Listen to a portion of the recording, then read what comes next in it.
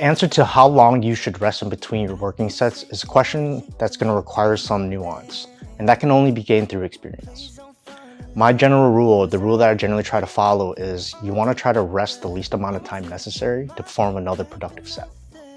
Now that's really subjective, so here are 4 simple boxes you can check to stay in the sweet spot between too much or too little rest. The first box you want to check is, are you still breathing heavy? If you just finished a hard set of high rep squats, you're probably gasping for air like you did a hill sprint. And if you try to start that next set before you can breathe again, it's your lungs that's going to be the limiting factor, not your muscles. So a good test that I like to use is, can you speak at least a few sentences with a high heart rate before you have to take another breath? And if so, you're probably ready.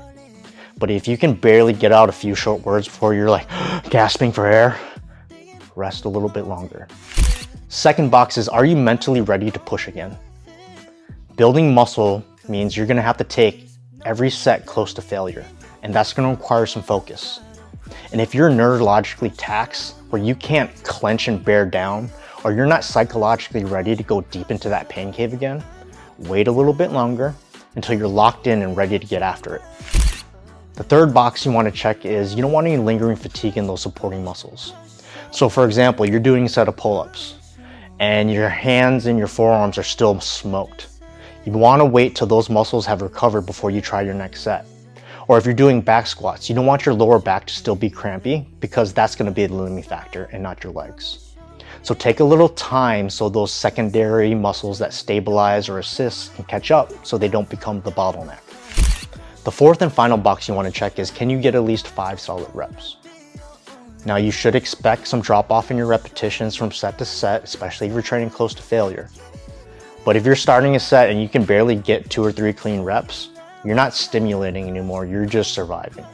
And this is where tracking your sets and reps from session to session instead of randomly going until you feel tired is going to be a way more effective use of your time, and it's going to help you build muscle faster.